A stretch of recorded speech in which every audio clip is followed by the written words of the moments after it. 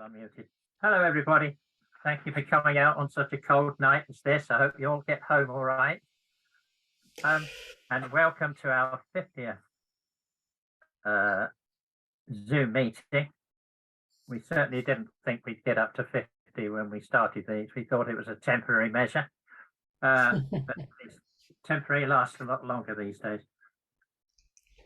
I really do have to say that this might go horribly wrong.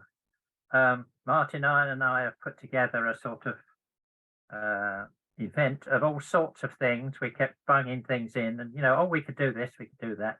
Each one needs a new bit of technology, a PowerPoint or a video. And Martin had a meltdown. I think he's still having a meltdown. You can see from his face.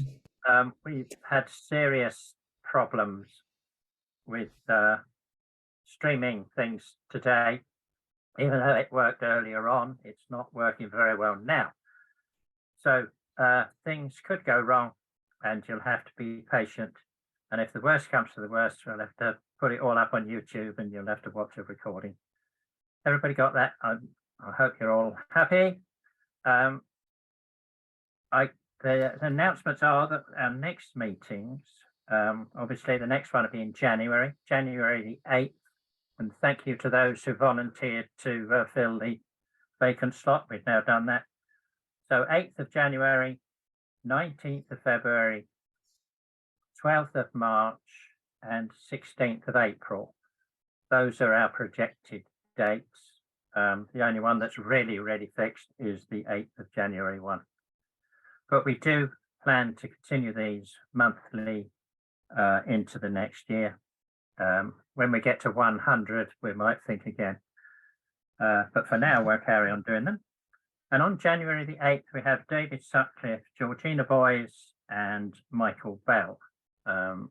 Very varied lineup. I won't tell you all about it. You'll have to wait for the newsletter. So, Steve, do you realise, Steve, that if we did carry on to number 100, at the current rate, I'd be 80 years old. Oh, okay. We may not get to 100, ladies and gentlemen, because Martin might give up before he's 80, but it's up to us to keep him going. I'm not sure how. Right, so being our Christmas do, we're going to start with a roundup of the books that I've noticed during the year. Basically, it's all the ones that have arrived on my desk, and Derek Schofield helped me with this year because I've forgotten what came out. So we just have a roundup of book covers with some interesting soundtrack, we hope. So if Martin can play that. We have the picture. We don't have any sound yet. Well, this is an old Christmas carol written many years ago. How long I could not say. As a matter of fact, I used to hear my father and my mother sing it in the days when I was a boy, and where they got it from, I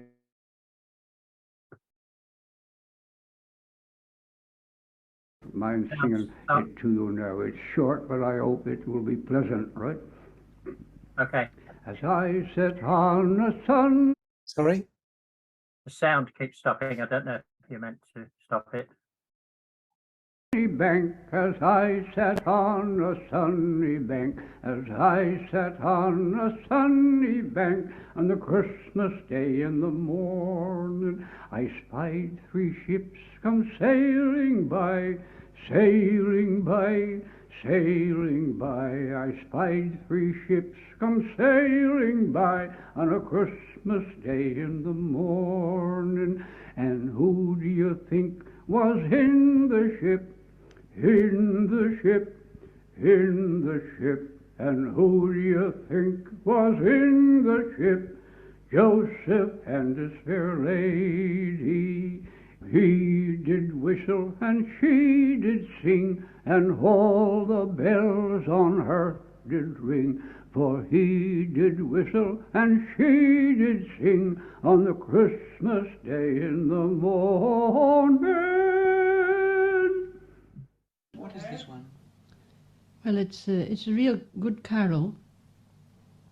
about the angels singing, and oh, it's quite a I don't know really. Right, you sing it. On Christmas night all Christians sing, to hear what news the angels bring. News of great joy, cause of great mirth, news of our great Redeemer's birth. The King of angels and of men, the King of kings of earth and heaven. Angels and men with joy may sing, to hear and bless the new-born King. Angels and men sing in the air, for none their ruin can repair. And prisoners in their chains rejoice, to hear the echo of their voice. And no on earth shall men be sad, our Saviour comes to make us glad. From sin and ill to set us free, and buy for us our liberty. And now from darkness we have light, which makes all angels sing this night. Glory to God and peace to men, now and forevermore. Amen. Lovely. That was Emily Bishop, that second one. One of my favourite singers.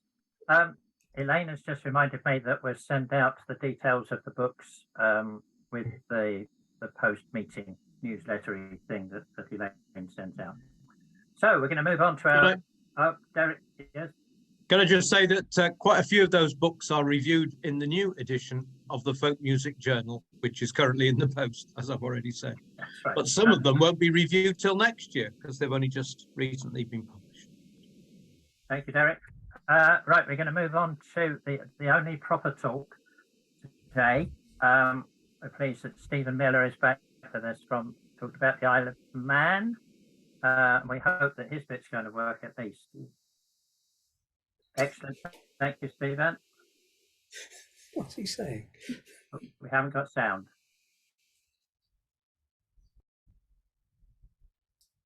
Stephen, you're muted.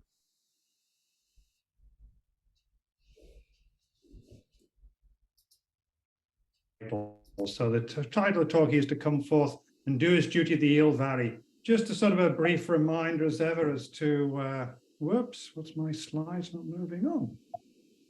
Oh dear, oh dear. Yes, it's moving on now. Okay, just a useful reminder as to where the Isle of Man is there, in case you'd have forgotten from the last time I talked. It's still in the same place. Top half of the Irish Sea there. You can see they're close to the Lake District, close to sort of Galloway and Dumfries, and close there to Northern Ireland. But what we want to look at here is we're going to go back in time here to 1759. And this is St. Mary's Church in Ballaugh. And this is from the Book of Presentments from Ballaugh for the chapter Questia. The wardens upon the complaint of Thomas Stephen present the rector for not performing divine service before daylight on Christmas Day, commonly called the Eel Vary, referred to trial. And this relates to an incident that happened in the Eel Vary that particular year for 1758. And basically what happened was that the rector of the parish, Thomas Moore there, did not turn up to hold the Eel Vary. We'll come on to what the Eel Vary is, but this shows you the annoyance of the parishioners when they couldn't get access to the church for the Eel Vary. They came round, they surrounded his house, they were throwing stones up onto his roof there. There was outrageous noise and tumult, and calling him to come forth and do his duty at the Eel Vary, though he is told that he was very ill in his bed and he could not possibly come. And this carried on until they were sort of dispersed the next particular morning. Let's have a look at what we're talking about here. You know, what is the Eel Vary and what is a carvel? Well, the Eel Vary is quite simply a contraction of the Manx Gaelic for the eve of the Feast of Mary, or the eve of the Festival of Mary. recognised in the Isle of Man on the 24th of December. Slight problem here, of course, if you know your saints' calendars, it is not a recognised liturgical feast, but that is how it translates as. Carvel, you can perhaps understand, you can see that it's a borrowing from Carol, it's a borrowing in from English. The two dictionaries we have for Manx don't really give us a lot on this. This is Kelly's dictionary compiled in the late 18th century here. It just simply has it here as a Christmas song, a carol. Cragene here has Charvel, a carol. This is simply so. We don't really get a lot from the particular etymological dictionaries about it. To move on. But what are carvels? Well, they're completely unlike what you just heard at the start of this particular session. I think the best summary here is from A.W. Moore here. They're devotional rhapsodies which extort the singer to repent by picturing with terrible realism the agonies of hell. The punishment of the damned is contrasted with the reward of the saved, but the former received much more attention than the latter. And as ever, who has written on this particular topical, but of course, A.G. Gilchrist has written on this particular topic. And she put some of them up here as well. You know, many were really versified sermons, beginning with "My dear friends, take warning," or a similar apostrophe, you know, as they wandered through long tracts of Bible narrative from the creation onwards. And if you look at some of the titles of them here, it's quite clear these are not your familiar English carols. These are carvels here. The creation, rise and fall of Adam, to prepare for death, vision of things to come, not very good. Your duty to God and your neighbor, wine and strong sing, the revenge on singers, base women in the Bible. This is a very popular one. Carvel David, Carvel Yonah, Carvel Joseph, another particular popular, and Carvel Noah. So you see a completely different phenomena than English carols themselves. Where do we find carvels? Well, we find them in this particular phenomenon of what are known in the island as carvel books. And this is summed up very well here by George Borrow, who visited the Isle of Man in 1855 and took two away with him, which are now in the National Library of Wales in Aberystwyth. The carvels are preserved in uncouth-looking, smoke-stained volumes in low farmhouses and cottages situated in mountain gills and glens. They constitute the genuine literature of Ellen Vannon. To date, there are 39 such volumes are known. This is only in the Isle of Man. There's 33 in the Manx National Heritage Library in Douglas. There's 6 in private hands. I certainly know of 2 in the National Library of Wales. They are essentially, though, compilations of carvels as opposed to representing individual authorship and composition. So we have 39 volumes. It doesn't mean they represent 39 composers of carvels. So there's a lot of, there's altogether Mary Clegg, who's done work on this particular issue. She estimates there's something close on like 1,000 texts, but obviously there are many different versions of these particular texts copied into these particular carvel books. Well, what do they look like? Well, this is one of them here. This is the carvel book here. It's said to be, this is the carvel book from Thomas Stevens, incidentally from Ballaugh, not coeval with the presentment, but pretty close to. If you look at the handwriting here is quite clearly late 18th century, very early 19th century as well. So this is what your carvel book looks like. As you can see, they're very rough. It's actually quite remarkable that they have survived indeed. You know, they were just designed. You know, they are just for the occasion. It's possible because carvel singing only takes part once a year. This is why the books have had a survival. This one, incidentally, was picked up by Carl Fröder, the German folklorist here in Manchester, dated here to 1881 when he picked it up. This is from Ballycrane in Derby, which is the parish that's next to Ballaugh. So this is possibly this parish. This was picked up from a sort of a carvel singer in Ballaugh, it's possible. It is indeed related to Ballycrane in Derby. What do we, you know, if you want to sort of pursue the topic further, there's only one collection of carvels, Manx carvels here. A.W. Moore is ever ticking the box for in this particular field. It's the first and to date the only collection of carvels we have. It was serialized. They were serialized first in the Mona's Herald from a newspaper from 1885 onwards, which I'm spelling mistake there, which I apologize for. And then Moore later took these over together with carvel books in his own hands. And basically, in this collection is the only collection we have today. And essentially, we have here 85 carvels have appeared to date. And so there was another attempt here by Cyril Payton and P.W. Kane to produce a book of carvels, a collection of carvels. They was first serialized in the Isle of Man Examiner between 1915 and 1917. The idea then of printing them off as a book, that never particularly happened. There is what I take to be the lost introduction. by Cyril Payton, and that was later published in the Proceedings of the Isle of Man Natural History and Antiquarian Society. So there's no work has been done really on a corpus of carvels since this particular date, since Moore basically, and since Payton and Kane. One of the problems we have, whoops, why is this not moving on? Okay, one of the particular problems we have, though, is getting descriptions of the Eel Barry. Whilst there's a good number of travel and tour writers from the late 1700s and the early 1800s about the Isle of Man, those people tend to visit only in summer. And so they only tend to write about what they come across in the summer months in the island. Also, the other issue as well is that the guidebooks that are then produced for the tourist trade in the 19th century are once again only produced for summer visitors. So we get very, very, very few descriptions of the Eel Barry in practice. And we rely, the main source we have here is William Kennish. This is a poem that he wrote called The Manx Eel Barry. It was published in 1844. There's also a description too in a novel written by Hall Caine. He was Manx, he was born in Liverpool, but he had relatives in the Isle of Man. He also, visited the Isle of Man from time to time. And there's also too a poem here by Josephine Kermode. Cushik was her pen name, published but basically these are all based on each other. It's quite clear that Kermode is based on Caine, and Caine looks as though it's based on William Kennish. But Kennish, nevertheless, is a very good observer. His other poems in Mona's Isle that are based upon Manx folklore, such as May Day, really are ethnographically sound. And so we can take what he describes in this particular poem as being a template for the way the Eel Barry, certainly in the early half of the 19th century, was performed and put into practice.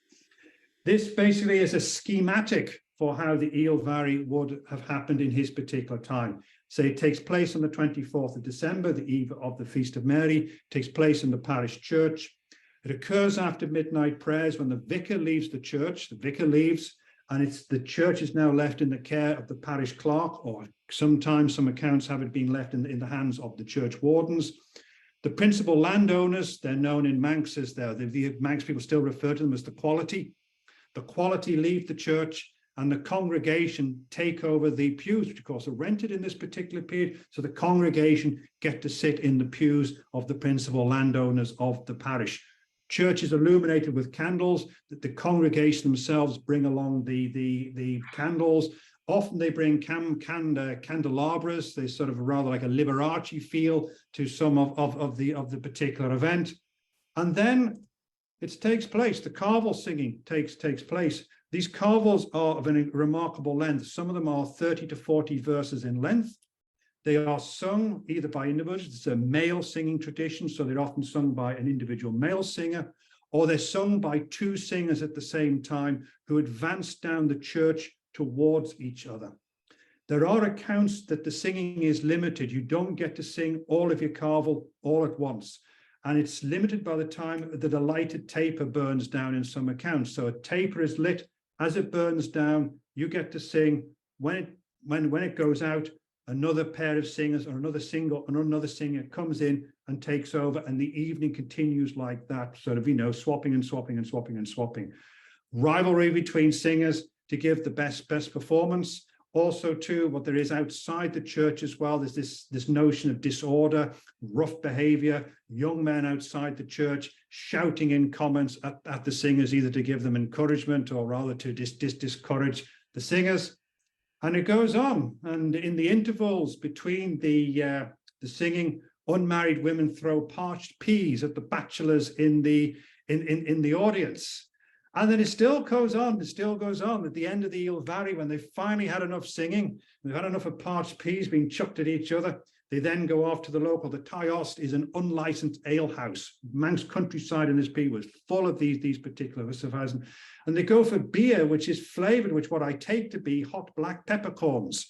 So you have this flavored beer. Everyone drinks up, and then it ends up with the singing of the "It's Time to Go Home" song, the Aaron Oy Vai, the good night song, and there's yet a final drink at the door, and then the audience disperses. This is also a night too in which there is sort of, should we say, it's disorder of all sorts is licensed. There's sort of courting couples can go home unchaperoned. It's also a time too where the fairy folk are not active, so you can go about in the darkness back to your home without fear of the little people seizing you. So that's another concession on this particular evening. There is, however, another issue is here. This is described as taking place on the 24th of December. We then have, of course, George Waldron. Waldron was living in the Isle of Man in the 1720s. He was living there from 1724 to 1729. He dies in 1729, so that puts a stop to that plan. He has here in his description of the Isle of Man, though, that on the 24th of December, it's Hunt the Wren. This is what is happening on the 24th of December. He makes it very plain here. And I had the particular idea that what happens is that the Hunt the Wren moves towards St. Stephen's Day. We know it moves to St. Stephen's Day sometime in the 1700s because there is a wren boy who drinks himself to death. In my parish, actually, he's found dead in the road in Concan. And this is on St. Stephen's Day. And then the bishop says, you know, you should preach against, the wanton, the drunkenness that's going on with Hunt the Wren. This is not a good idea. So I had the idea that what happens is we have Hunt the Wren shifts towards St. Stephen's Day in order to allow carvel singing to take place, either a push-pull, whatever way you wish to look at it. Slight problem with that was what I should mention about the carvels is some of the carvels are dated. When we look onto some of the carvels, we see that some of the dating for the carvels are before Waldron was in the Isle of Man. So these are the earliest carvels we have, or these are the earliest dated carvels we have here. We have here 3 from 1722, we have here from 1725, and here from 1726 when Waldron was in the island. We also have as well here too, another presentment here. This presentment here is for 1705. And once again, misbehavior in the church on Christmas Day, specifically here from Christmas Day in the morning. These two, William Fry and Joe Kane here, were sort of striking each other, the bunches of Holland. This is the Manx. This is the striking each other, the bunches of ivy, actually hitting each other with ivy in the church here. And so you have to say this looks very much like this is the Eel Vary taking place in 1705. Conundrum. I can't explain it. It's just, I just throw it out there for someone else to try and help me out with that as well. Let's look though at sort of the, let's look at the sort of, taking the sort of the Eel Vary through the years. The Isle of Man becomes involved with Methodism, and then Methodism has a particular say, and this is when we can start to see that the Eel Vary starts being condemned. This here is from 1781 here. This is from the Manx Conference Book of Minutes, and this is the sort of the Methodist preachers coming together and sort of, just here dealing with this particular issue. You're a Manx Gaelic speaking population. What do we do about hymn singing for them? Should we even translate hymns into Manx? Should we even have hymn singing at all here? And this, once again, here, there's the particular concern here of the Eel Vary here. Lay aside as soon as possible all carols. This is the spelling of carols, by the way, in English in the Isle of Man in this particular appears. So as the double R appears here. Put it all sides on Christmas Day because most of them are really unfit to sing in a religious assembly. Censorship starts coming into the Eel Vary. And once again, we move on here, 1817, still getting it particularly condemned here, the impropriety of the local preacher encouraging Eel Varies. The practice was condemned by all present. Here, this particular note owes here, but I fear some of them will not give it up. It's just going to carry on. It's just going to carry on, whatever we say and whatever we do. And once again, this is another one here. This is from Ballachineen, and Ballachineen will pop up again a bit later here. Ballachineen here in Kirkandras. In the north of the island here, again, 1817 here, the evils of holding Eel Varies. But a useful thing here, we've got some information here on it here. It sort of confirms what Kinnish gives us later on here. An individual start up and sing a choral, again, the spelling here with the double R, 20 or 30 verses long, some of it sense and some of it nonsense. Continuing this practice for several hours. And again here, the condemnation here, the worst of characters for miles around the place where they are held. This is what it's attracting to the particular church. And again, once again, here this word turns up. You hear this all the time in this particular period, condemned on the grounds of disorderly work that is carried on at them. When we move into the 19th century, once again, we get even more condemnation of the Eel Vary. And this is really summed up here. It's a rather long letter, which I won't read. This is a simple letter here. I've just sort of highlighted in bold here the key points of the letter. This is a parishioner of Kirkbraden here. It's a parish just outside Douglas, the main town in the island. 1825 here. The usual thing here, an immediate stop should be put to such nightly meetings, the Eel Varies, scandalous behavior of many during divine service. And after they generally retire to the public houses, There finished the disgraceful scenes of the night and the following morning, no matter whether the Sabbath or not. This is a sort of letter that actually would encourage me to go, to be quite frank. I read these sort of things and think, God, I'm missing out on this, you know. I must just pen this in my diary and go along and see if it's really like that. You get this to say this, but this is what comes. A lot of letters written to the press in this particular period. Again, this seems to be like an editorial piece of what passes for editorials in the Manx press. Again, this is in the Manx Advertiser here for 1827 here. You know, custom which we deplore, untutored peasants sing, the inconsiderate and the untaught, untimely merriment and profane regards, torrent of ignorance, licentiousness, the unlettered clown, and so on and so on and so on. But this is a good point here in the last one here. Several of the clergy have determined to discontinue these nocturnal festivities. This is very much work in progress. I'm still working on the newspapers in this particular period, but this is what seems to happen. What happens is I rather suspect the Eel Valley at one time just simply ceases. It sort of stutters out in the churches, stops in the churches, still continuing in the Methodist chapels. But when it comes back into churches, it comes back, as I say, reformed. Here we're back here at Braddon. We were Braddon 1825 there, 1827, complaining about the Eel Valley as it was in Braddon in 1825. This is the Eel Valley here in 1864. Short passage, but a completely different service here. Numerously attended. Once again, we have choirs here from Kirkbraddon, something from St. George's, the chapel in Douglas. Mr. S.J. Bamber presided at the organ. Completely different beast. And you can see this here in other ones as well. Here, this is from 1866 here, talking about the Eel Valley in the north of the Isle of Man here. Once again, this particular concern here for order, disorder, good practice here. Utmost decorum was observed in the proceedings.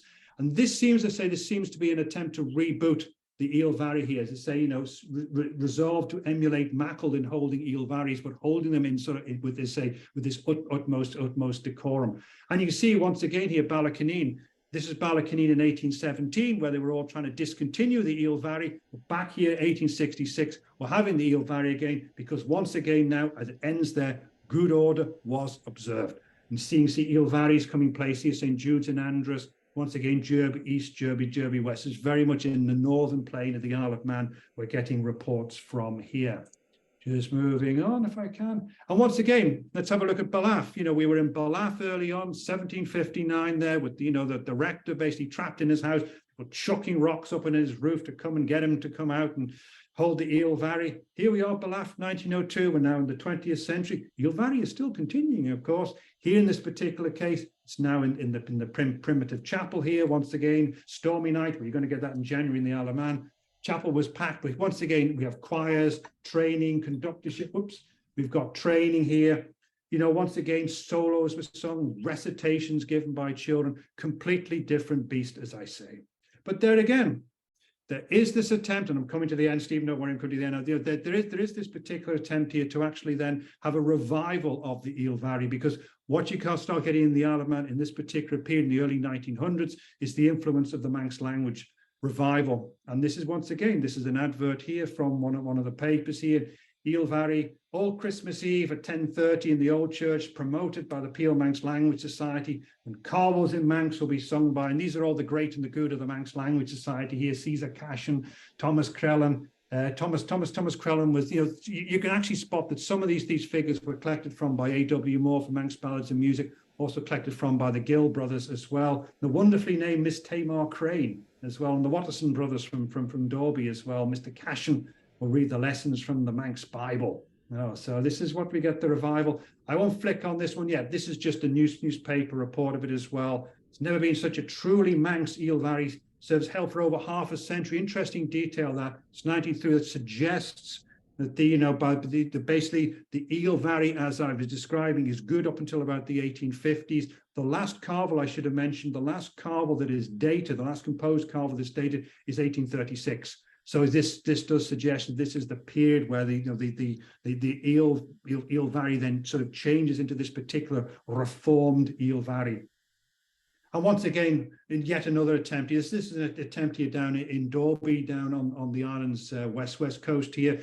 Once again, this is promoted by the Manx Language Society here. Choirs carols sung by the choir, carvels being put on there, Manx readings and so on. Once again here, lessons read in Manx as well. So I'm just finishing up now with the particular final slide. And this, I was wondering about, what sort of a subtitle to have for this particular slide. And I thought the one that really sums it up for me, I was thinking about this today, was simple continuity. This is taken from 1961. I should mention the Manx newspaper is only digitized up until 1961. So I thought this is quite a good endpoint here. And I found out here, we're back here in Derby, where the Carvel book that I showed you from here was collected by Carl Roeder back in 1881. And we can see here I love this detail here of 2 coach loads of friends from Ramsey swelled the numbers attending. And this is now very typical in the Isle of Man, is at Methodist chapels, when they have things like harvest homes, when they have the Melia, when they have oil varies and so on, people who were born in the parish, who used to go to the chapel, come back to the chapel for those particular occasions. It is, of course, a completely different, as I say, I emphasize again and again, a completely different celebration here as well. Musical items, recitations, refreshments were served by the Derby East ladies during an interval, no peas being thrown, no flavored beer being served at all on this particular occasion. Once again, here we have a gift stall. And but I still think it does show, we're close on 200. And now if you go to the Isle of Man this year, there will be eel varies on left, right and centre. You can stumble across them in every Methodist chapel in the island. So clearly for over 300 years, the eel vary in one form or another has been continuing in the Isle of Man. And in many particular ways now, it really is a great success that it has continued for all of this particular time. Been a bit too, I've talked a bit too much, but that's me done, Stephen. Thank you, and thank you for giving me the opportunity to present. Hey, thank you, Stephen. That's wonderful. Thanks again, Stephen. That was really good, very interesting. If you can't get parched peas, can you use frozen peas? I will raise that with them. I'll raise that with them, actually. Yeah. Could I ask a quick question? These Carvel books, were there ever any printed ones, like sort of chapbook type? No, there are occasional reprints, but they're leaflets. I mean, the Manx Language Revival has two periods of enthusiasm. It's basically the 1880s, and then there's the 1900s. So there's a few, like basically literally fingers of one hand are published, but they're only published almost as keepsakes. Right, but not in the earlier period, the 18th century. No. This is clearly. I mean, we don't know how many Carvel books we have lost, but yeah. Yeah. Oh, great. Right, we had a couple of questions. Steve was first. Steve Woodbury. Too many Steves around. Question: what is known of the music, the tunes to which these carvels were originally sung? Those are collected lately by the Gill brothers and A.W. Moore. So the tunes are known. There's a quote I should have put down, is that A.W. Moore, when he was collecting, he says that for every singer who knows a folk song, they know 6 carvels. So the tunes so the tunes are there in the Clegg tune books and in the Gill transcript as well. Also, too, the article by Anne Gilchrist as well, the one from 1922, that has Carvel tunes in it as well. I can give you links to that. Thank you. Thank you. So Alan? Yeah, first, I was wondering how much in the initial forms of the Eelvery, it seems to link to lots of misrule at Christmas time across the whole country, and certainly Christmas Eve was a date in Cumbria when in certain villages bad things would happen, or people would do what they weren't supposed to do.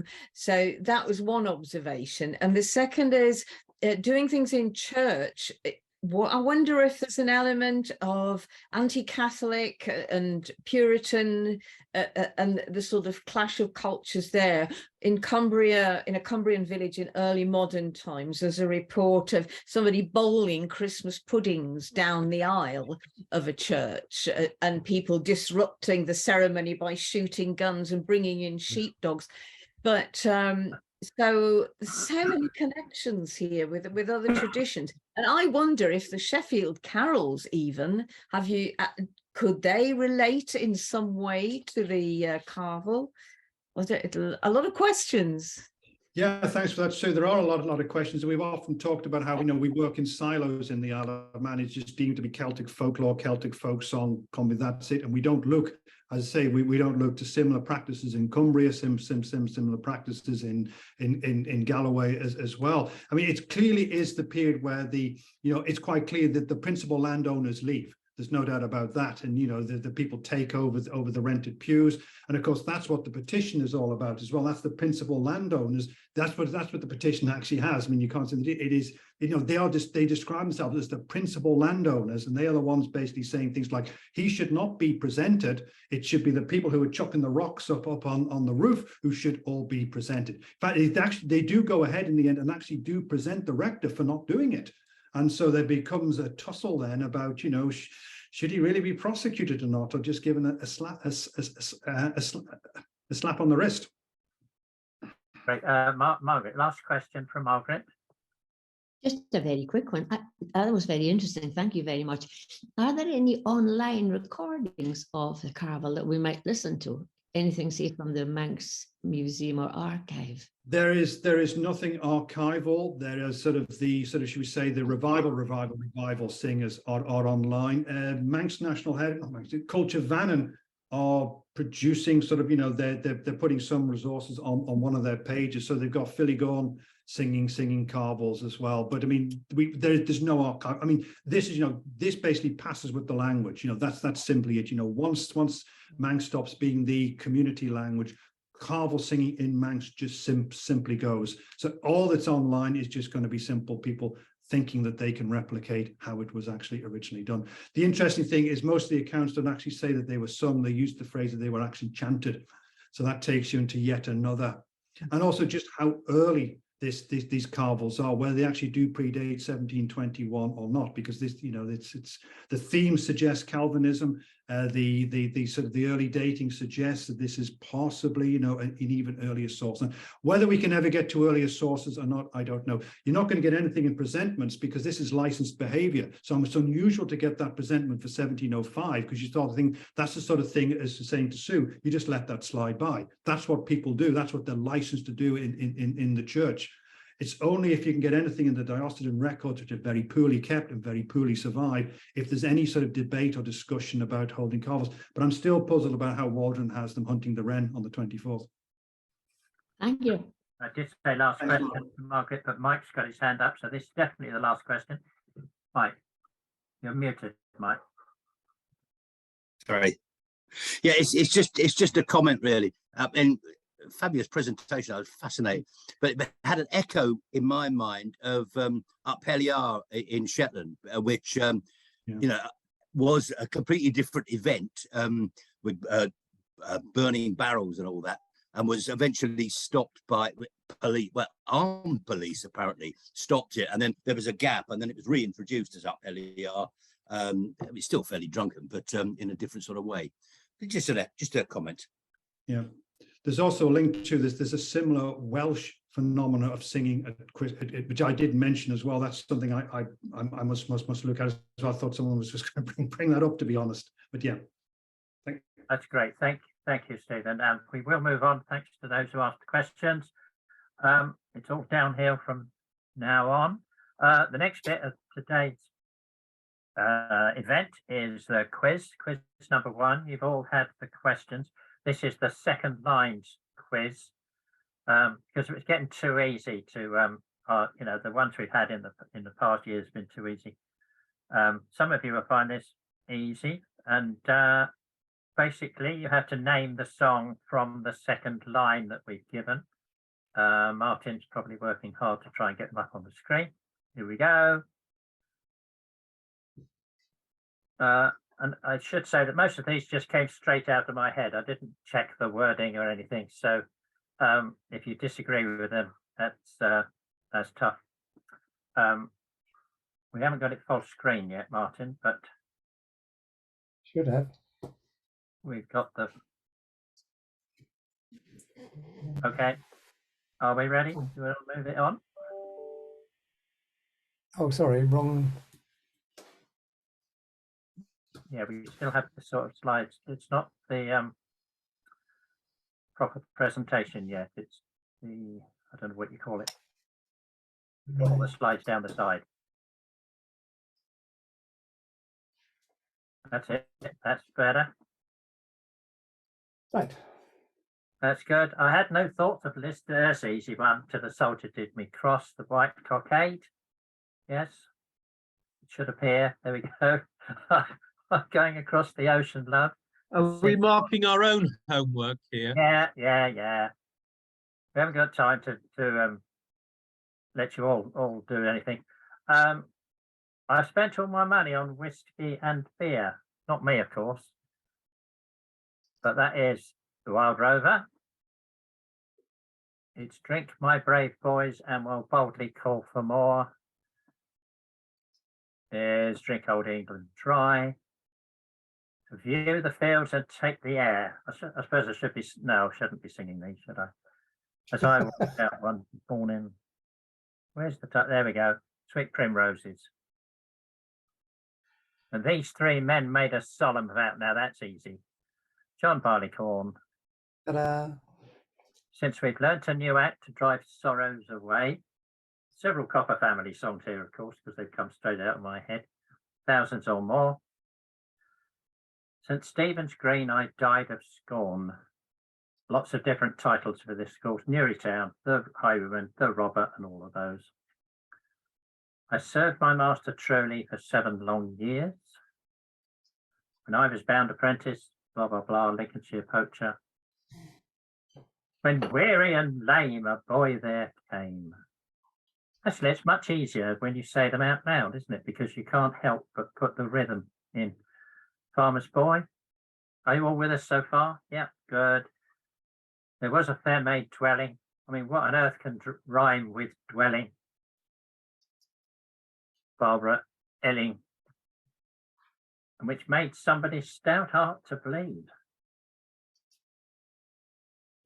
Pretty Polly, or the Gosport Tragedy, you know, the Sam Larner classic one. Through fields and through meadows all day have I chased. Now that's a bit more obscure. Colin and Phoebe, as sung best by Harry Cox. Everything's best by Harry Cox. We are deeply in debt, of course, because we got to go fishing for whales or whaling for fish. One fine morning in the month of June. That's not quite so easy. The jug of punch. 'Twas in Cheapside I chanced to stray. Derek Schofield sings this, so I expect the rest of you do as well. Up to the rigs. The only harm I ever did done was caught in a fair young maid. Foggy dew. Somebody found his house without a light. A man came home from work one night. Under his cloak he carried a bow. Not Robin Hood, the keeper. And somebody was a noble lord of high degree. Lord Bateman. There we go. There's our first quiz for this year. You can raise your hand if you got them all right. Go down to reactions and raise your hand if you got everything correct. Nobody did. Come on, somebody must have done. Oh, yeah, Karen did, Richard did. That's good. Oh, I'm quite surprised that you old hands. You obviously your memories are going faster than mine. Anyway, thank you very much for that. That was the first quiz. You've got another one coming along in a minute. Oh, March. Okay, we're going to have a video of the Marshfield Mummers because it's Christmas. You can't do Christmas without Mummers plays. For those of you who don't know about Mummers, we'll say that it was, I should think, the most widespread of the Christmas calendar customs, certainly across England, but most of Britain had Mummers under various names. Very few of them survive traditionally, inverted commas, but Marshfield is probably one of the closest we've got, although it was actually revived in 1932, I think, but with the help of the old team, which is what makes the difference. Now, because of our technical problems, it's me that has to share my screen. So you're going to talk me through this, Martin.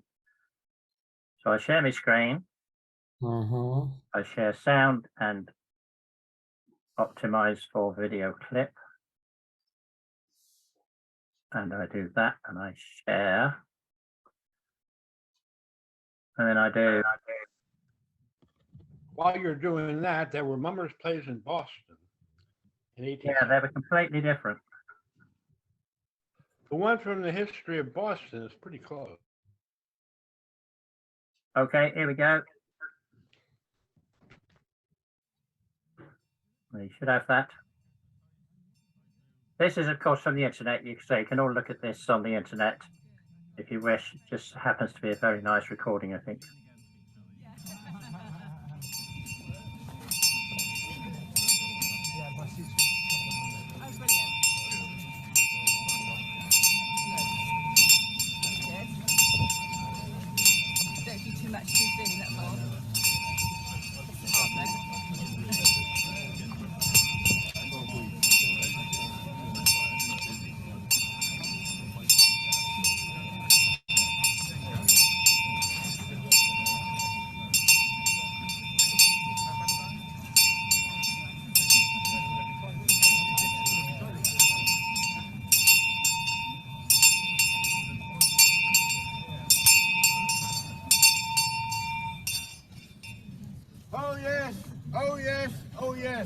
I have much pleasure in introducing the celebrated Marshfield Mummers, the old-time paper boys. God save the Queen. In comes I, Old Father Christmas. Christmas or Christmas not, I hope Old Father Christmas will never be forgot. Christmas comes but once a year, then we generally get very good cheer. Hooray! Roast beef, plum pudding, and mince pie. Who likes that better than King William and I? Aye. Room, a gallant room, I say. If little man John is in the room, let him step this way. In comes I, little man John. If anyone denies me, let them come on. Cut me and slay me as small as a dust. Then send me to Jamaica to make me into mince pie crust. Room, a gallant room, I say. King William is in this room. Let him step this way. In comes I, King William, a man of courage and of bold. With my sword and spear in my hand, I gained 3 crowns of gold. I fought the fiery dragon and brought him to a slaughter. And by the means of this, I gained the hand of the Queen of Europe's daughter. Me and 4 more slew 7 score. I won the victory for a British man of war. And your mind's high, my mind's bold. Your blood's hot, I'll quickly make it cold.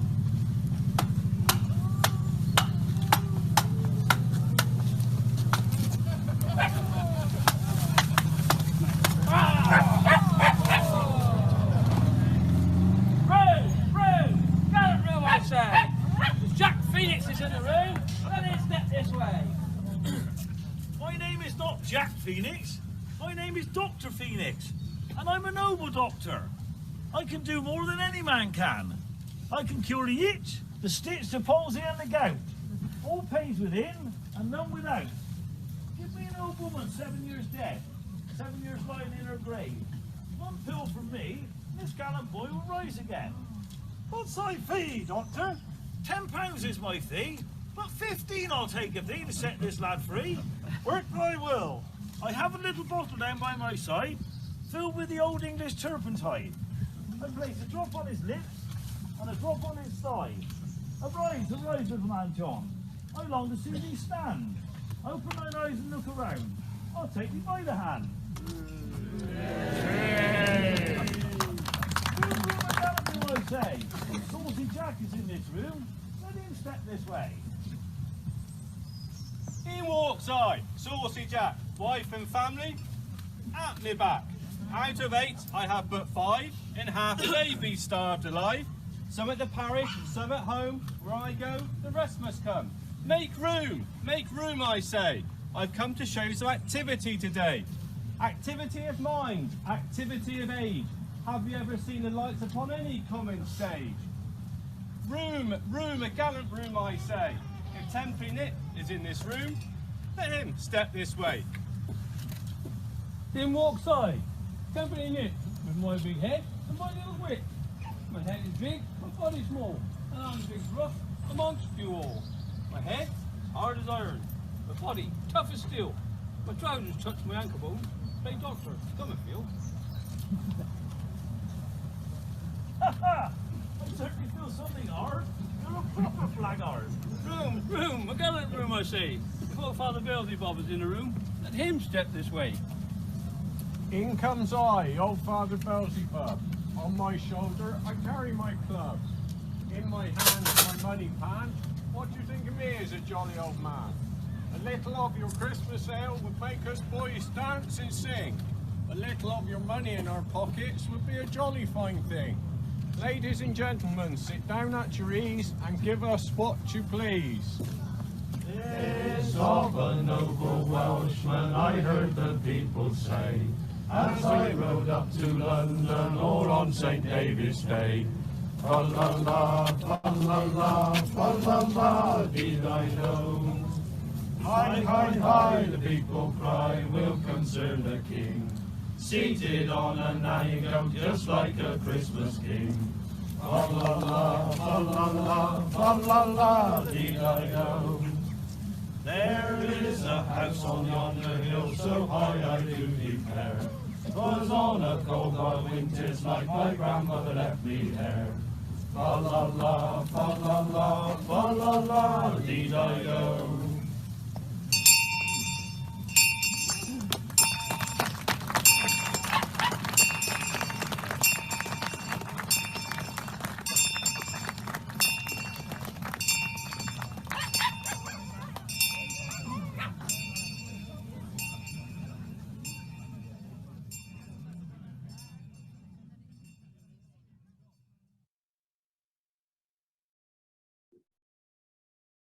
They're lovely. They're nice.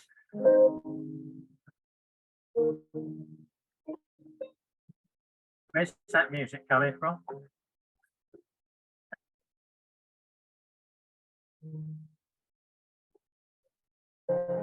Send free data to someone in need on us. Click to send an autumn Christmas symbol. I knew something would go wrong. I'm back again. Sorry about that music. I forgot to sign off from the internet. Anyway, couple of things to say about that. One of the nice things about seeing the Marshfield men is that most of the pictures we've got of mummers in the past are in black and white, of course. And I forget that they were really so as colourful as that. There are some mentions in the 19th century of, of people seeing the mummers, and they comment on how colourful they were. So it's nice to see the Marshfield men. But also remember that mostly it was a house visiting or pub visiting custom rather than a perform in the street. It wasn't really street theatre as such. It was a visiting custom.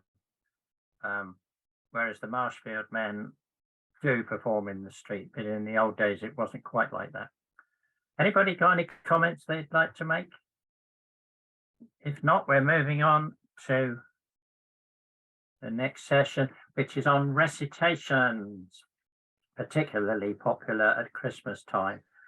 Again, about mummers plays, they are house to house, and you go house to house, but why do you go house to house? That's the question. I worked on that a while back and found that you go house to house to cross the threshold from one class to the other and to be taken care of for the winter.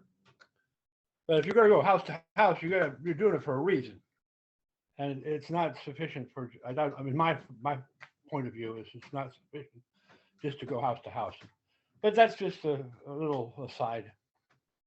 Thank you, Conrad. Quick one. Thank you. Right, we're going to move on to recitations.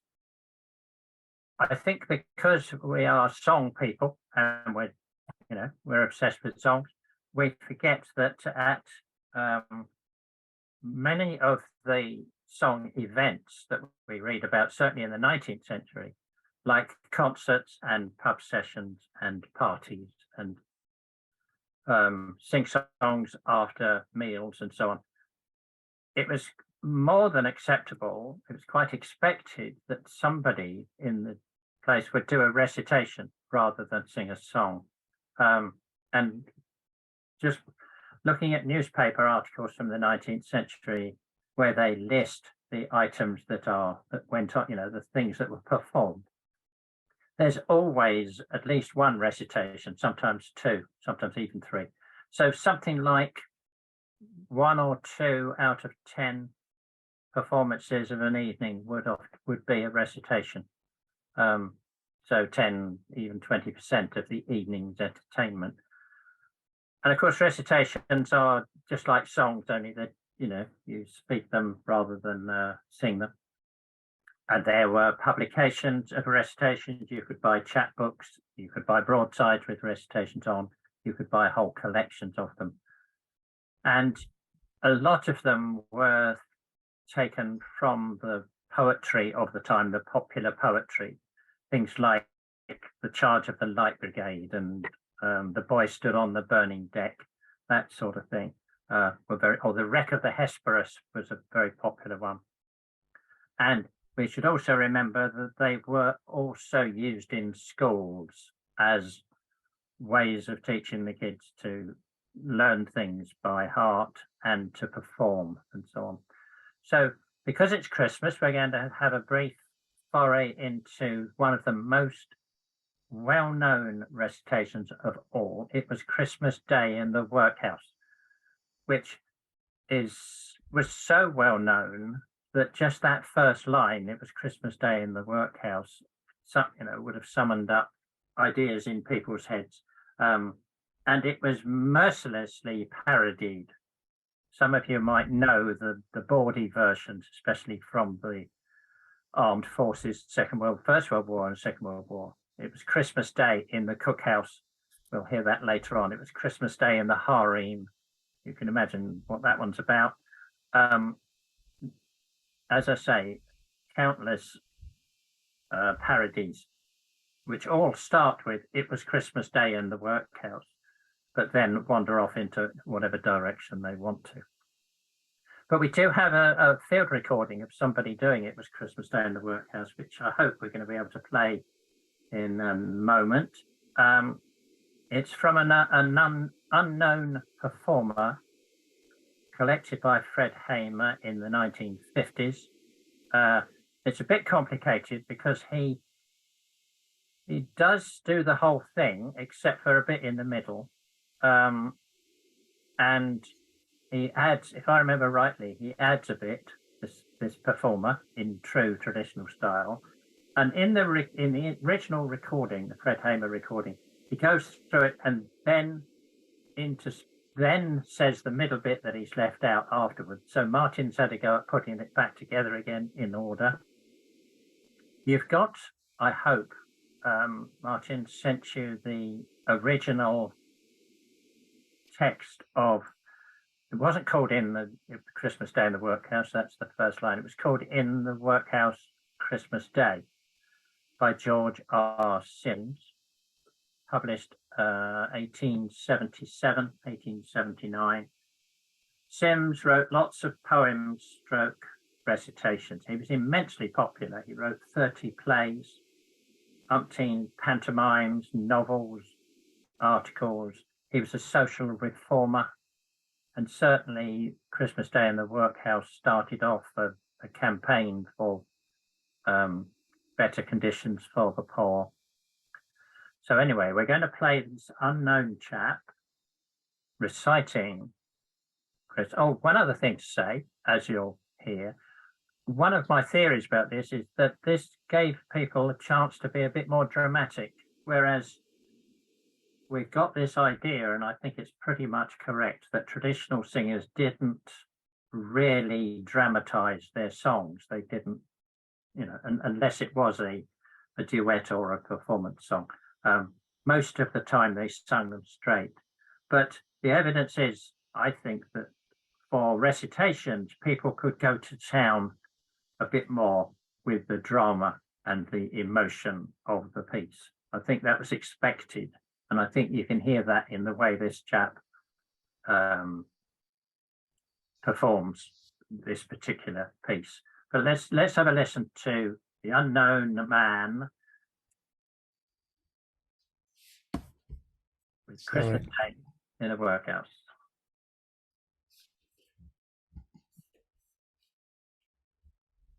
We're back. He was there earlier on. I remember him.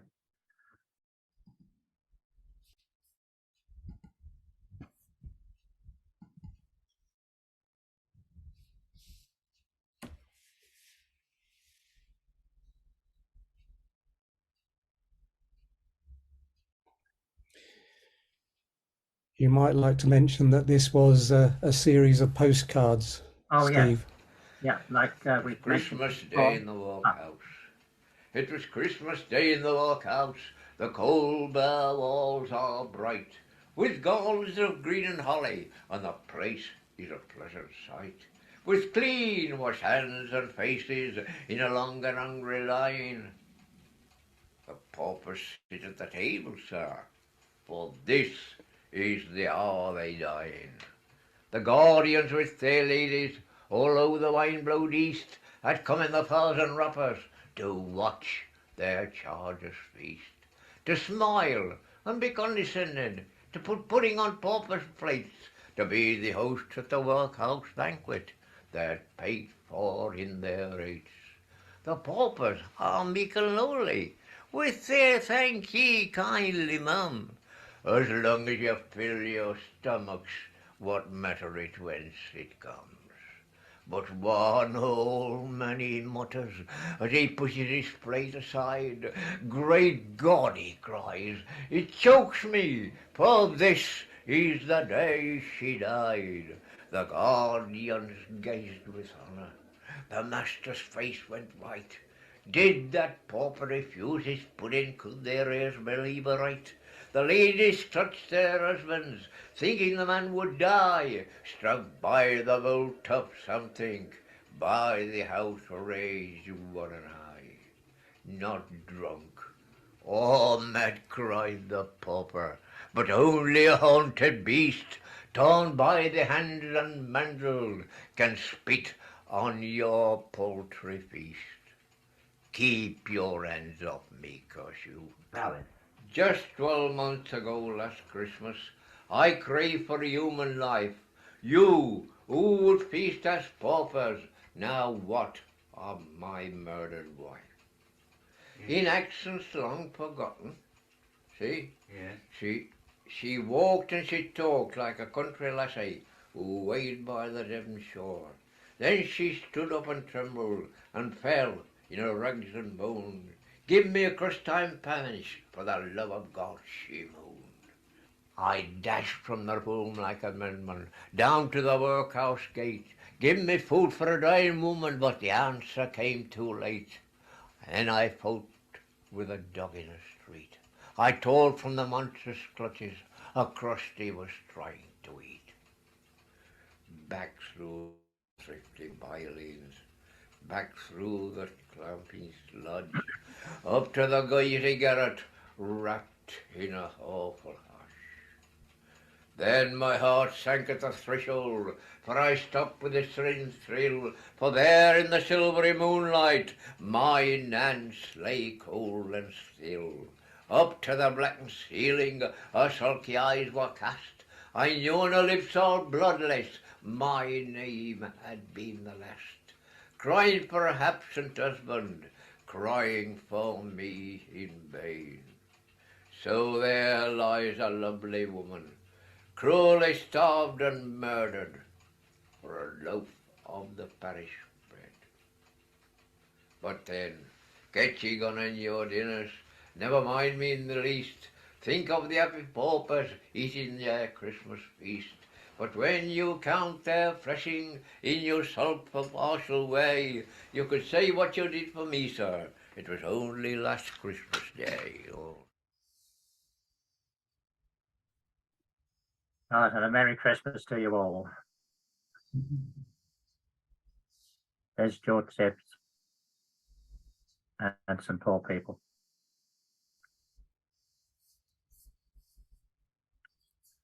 Right, so we're not going to play the Baldy versions, but we do have a version, a sort of cleaned up version of the Baldy version, which was sung as a, well, it's too late for a musical, but a sort of musical routine, variety routine by Billy Bennett, 1930. So we've got an old 78 of it on the internet machine. If Marty could play us, it was Christmas Day in the Cookhouse. And this is the basis for a lot of the armed forces rude ones. Try again. Try again. It was Christmas Day in the Cookhouse by Billy Bennett.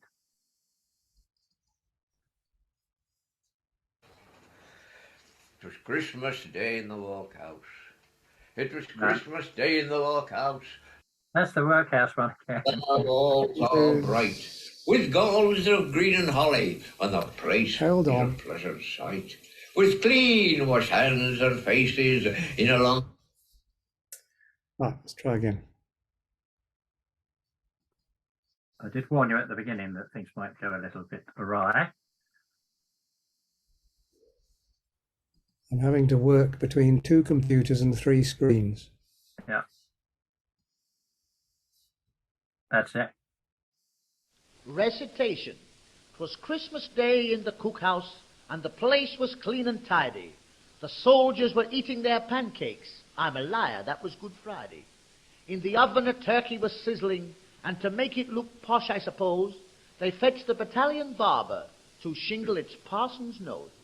Potatoes were cooked in their jackets, and carrots in pants. How unique. A sheep's head was baked with the eyes in, 'cause it had to see them through the week. Not so funny, but clean. At 1 o'clock, dinner up sounded. The sight made an old soldier blush. They were dishing out 4 ale for nothing, and 15 got killed in the crush. A jazz band was playing in the mess room, a fine lot of messes, it's true. We told them to go and play Ludo, and they all answered fish cakes to you, or words to that effect. In came the old sergeant major. He'd walked all the way from his billet. His toes were turned in, his chest was turned out, and his head back in case he would spill it. He wished all the troops Merry Christmas, including the poor orderly man. Some said, good old sergeant major, and others said, Sank Ferry Ann. When up spoke one ancient warrior, his whiskers were nests for the sparrows. The old man had first joined the army when the troops used to use bows and arrows. His grey eyes were flashing with anger. He threw down his pudding and cursed. You dare to wish me a happy new year? Well, just hear my story first. 10 years ago, as the crow flies, I came here with my darling bride. It was Christmas Day in the waxworks, so it must be the same outside. We asked for some bread, we were starving. You gave us peas, pudding, and pork. My poor wife went in the infirmary with a pain in her belle of New York. You're the man that stopped bacon from shrinking by making the cook fry with Lux. And you wound up the cuckoo clock backwards, and now it goes ooh, for it cooks. So thank you and bless you and blow you. You just take these curses from me. May your wife give you nothing for dinner, and then warm it up for your tea. Whatever you eat, may it always repeat, be it soup, fish, entrees, or horse duvers. May blue bottles and flies descend from the skies and use your bald head for maneuvers. May the patent expire on your evening dress shoes. May your Marcel waves all come uncurled. May your flannel shirt shrink up the back of your neck and expose your deceit to the world. And now that I've told you my story, I'll walk to the clink by the gate. And as for your old Christmas pudding, stick that on the next fella's plate. And that's all there is of that.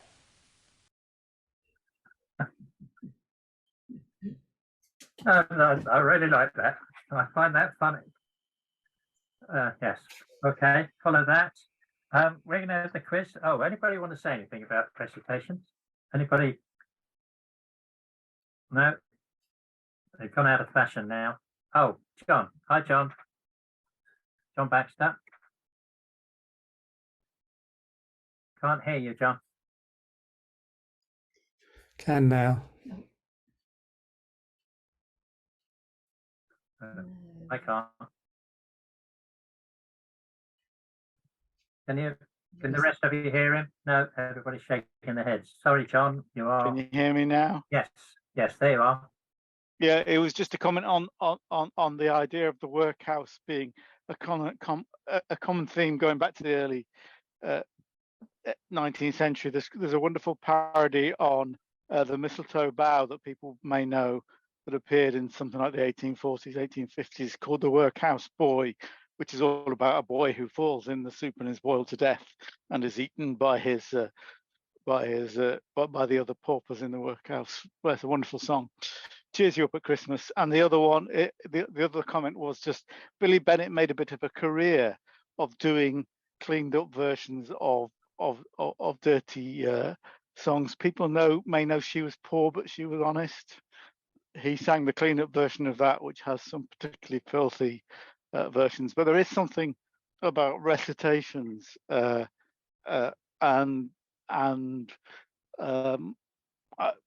drama and theatrical, which I've never seen anybody really discuss about people doing recitations on stage, but also, as you said, in smoking concerts and amateur performances. It was always one person, it feels like, that did a recitation in those 19th century entertainments. And sometimes contemporary, today, there's quite often one or two people in the room that do a recitation, and I think that is something that goes back a long way. Anyway, I enjoyed it, and I like to hear Billy Bennett. So, thank you, John. Yeah, Derek. Yeah, do we know if the Fred Hamer recording of the chap in Hell's Owen, was he reading it out? Do you think, or had he committed it to memory? Any indication of that in There's no indication. I mean, all we've got is what you heard, basically. Well, there is a little bit more chat, which we cut out, but by the way he leaves out a bit and then remembers it and adds it on the end, would imply that he's not reading it out. Would imply that he's doing it from memory. So I think it's from memory, but we don't know for sure. Okay, thank you. We better move on because we're running out of time. We got quiz number 2, which we'll get through quite quickly. Now, this is the photos. I was racking my brains for what else could we do as a quiz, and of course we have photos of the singers. Most of these are from the collection of Peter Kennedy from the 1950s and 60s. Actually, we think that Kennedy was actually a very good photographer, and it was good that he did take pictures of his singers. All of these are Britain and Ireland. If we do this again next year, we'll include some from North America for our cousins across the sea. But hopefully you'll recognise at least some of these. One or two are not the pictures that you normally see of the singer, just to trip you up a bit. So here we go with pictures, we hope. Yeah. These two are easy. Harry Cox and Sam Larner. Both from Norfolk, of course. So should have 2 out of 2 so far. Next one, Fred Jordan, Shropshire, and Jeannie Robertson. Jeannie Higgins, as she probably was at that time, Aberdeen.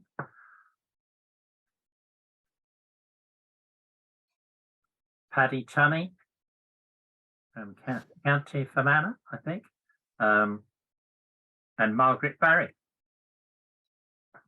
Because I don't have the list in front of me, so I'm having to call them up. It's a test for you, Steve. Can you remember? Well, names are getting very difficult, as you'll know when you get to our age. Pop Maynard from Sussex and Joe Heaney from Ireland. Got Connemara, yes. Gordon and Mabs Hall. I love that picture. Bob Roberts from all over the place, but Suffolk really. And Phoebe Smith, also Suffolk. These are good photos, aren't they? Phil Tanner from Gower Peninsula, Swansea. I've forgotten his name. Tell me his name, Martin. Hang on. Sam Bennett. Sam Bennett. Yeah. Yeah, thank you. Sam Bennett. I remembered. So singers 15 and 16, that's Seamus Ennis and Bob Copper playing the guitar. Because he did love the blues, did Bob Copper, so no doubt he could play a mean 12 bar. And who's the woman? Who's the woman on the left? I've forgotten. There are 2 or 3 people on the left and somebody on the right. I've forgotten who they were.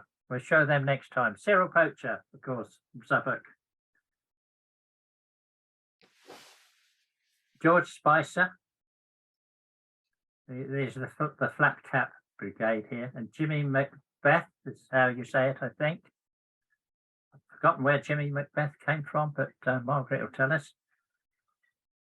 Caroline Hughes, or Caroline Hughes, from the West Country, Dorset area. And also from Dorset, Charlie Wills.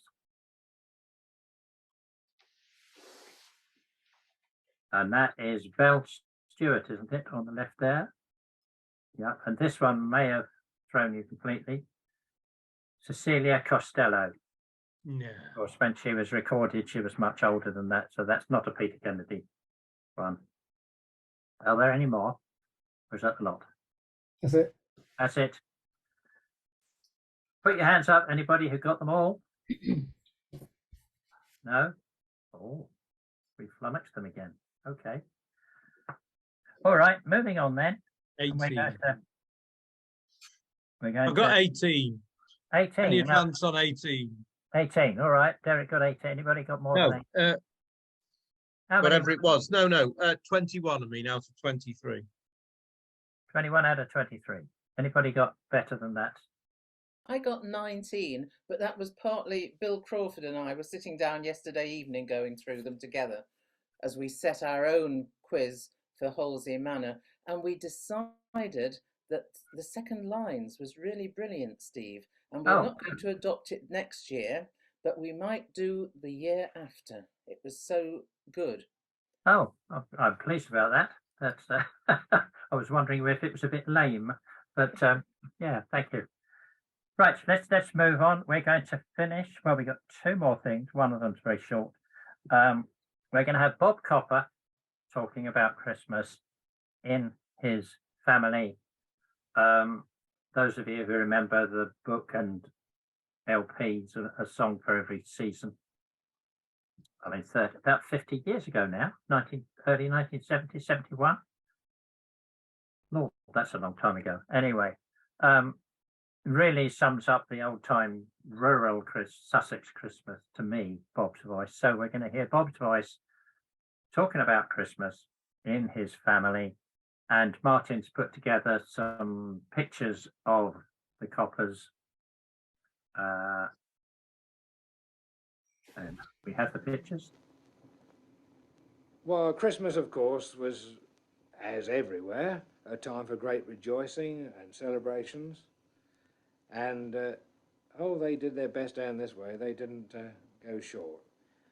Lots of lovely carols and Christmas songs, and Christmas, it was pretty well kept up for 12 nights, I think, down here. Best part of, anyway. They'd been singing right the way through Christmas evening. Of course, they'd start soon after tea on the carols. And then we gradually got away from the sacred songs and slowly, very easily, moved on to something a little bit more fiery. But they wouldn't... old Grandad, when he was alive, he was pretty fussy. There was bags of beer, always plenty of beer, but he wouldn't allow any spirits on the table at 9:30. Because don't forget, the parties went on to about 3:30. But that was one of his rules, never have any spirits on the table at 9:30. And likewise, he would never, until the store of sacred songs or carols had been exhausted, he wouldn't allow any other songs to be sung. And even then, he wouldn't be any of the very funny ones until later on towards supper.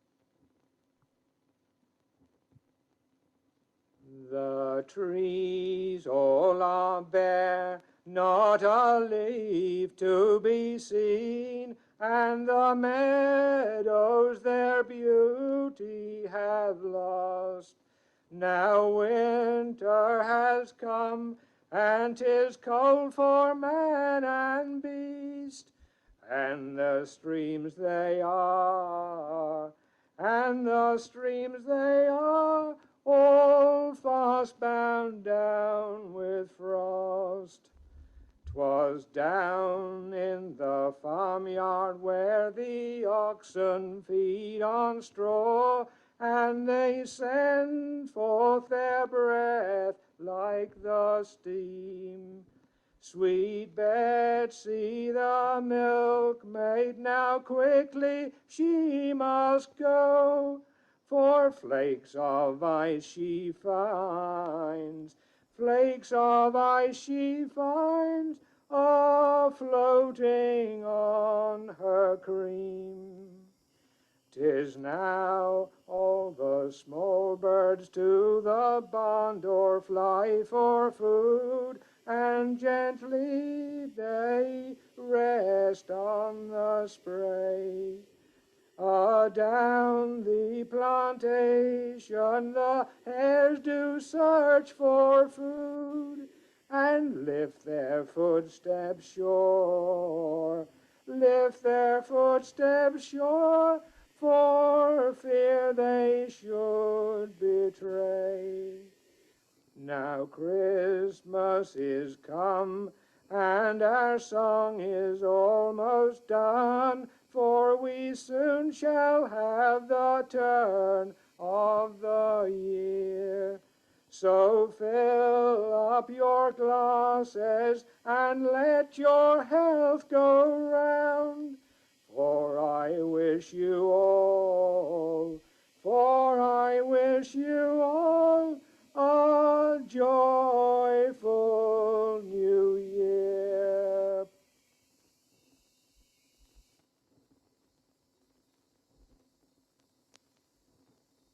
Round about 1:30, we used to shut down for supper. All get round the table in the front room, just about 18 or 20 people, just, you know, in a small room, smaller than this, you'd be just about, the tables put together.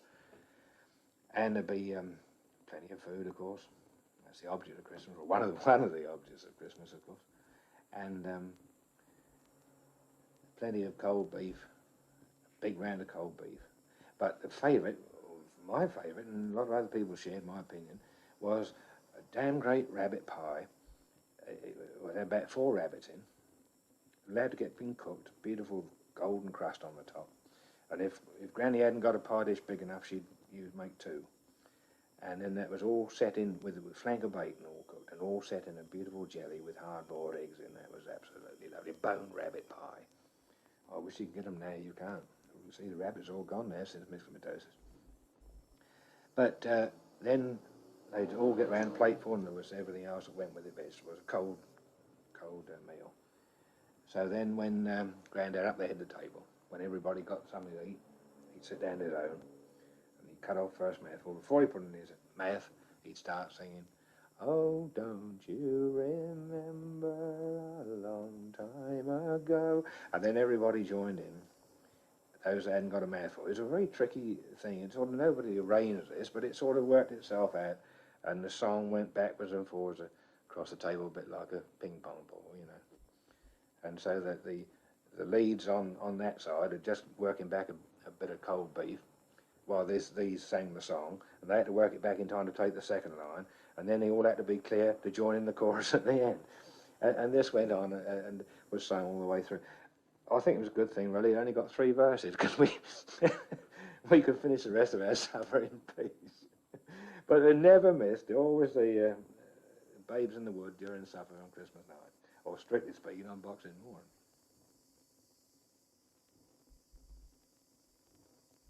Oh, don't you remember a long time ago, those 2 little babies, their names I don't know. They strayed away one bright summer's day. Those 2 little babies got lost on their way.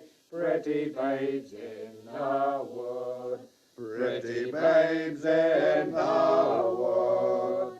Oh, don't you remember those babes in the wood?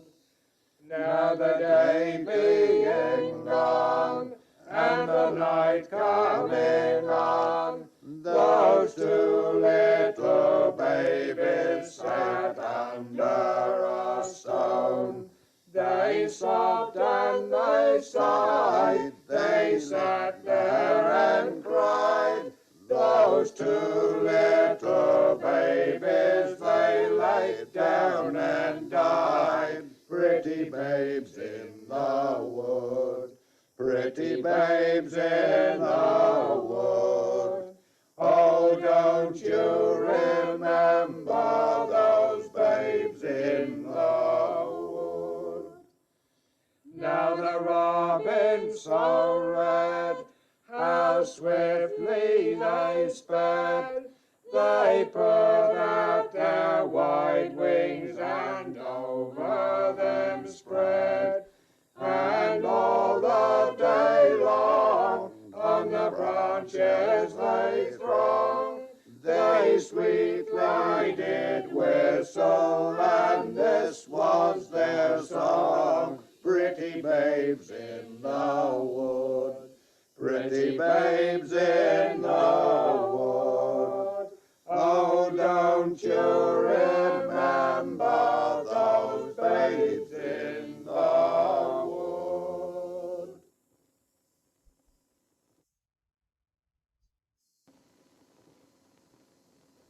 Babes in the Wood, of course, that's a very a special connection. Was never sung any other time but during supper on Christmas night. I remember this very well because it went on all through my childhood and carried on, I think, up to about 1941 or 2. It was about the last time we did it at Uncle John's house.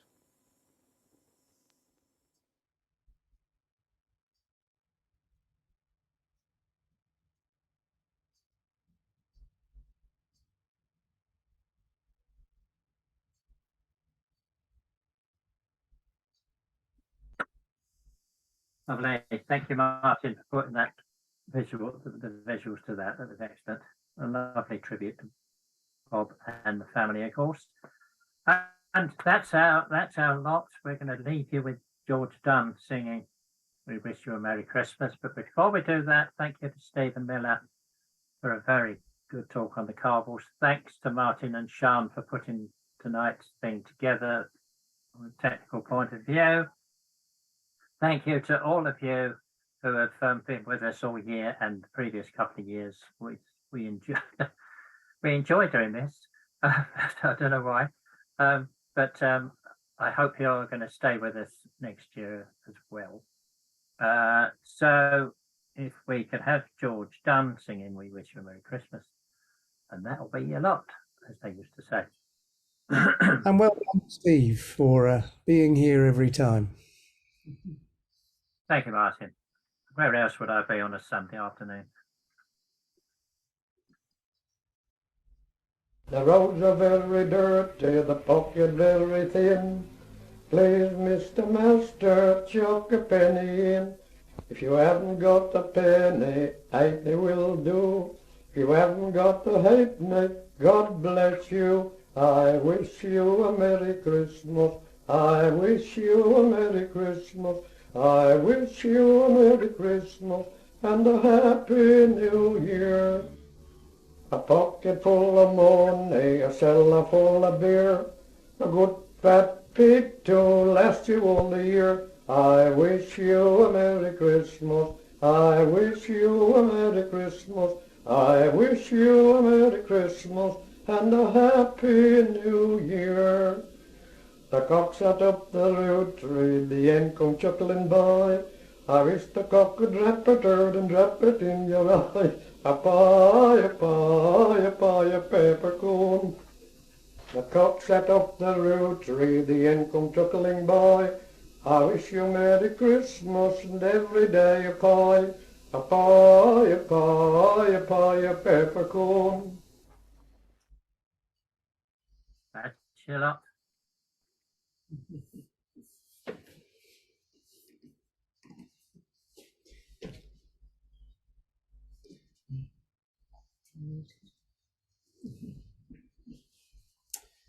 Thanks, everyone. Happy Christmas.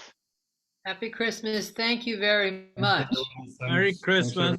Very nice Christmas, everyone. Happy Christmas, everyone. Thank you. Merry Christmas. Thank you. Happy Christmas. Merry New Year. Happy Christmas. Happy Christmas.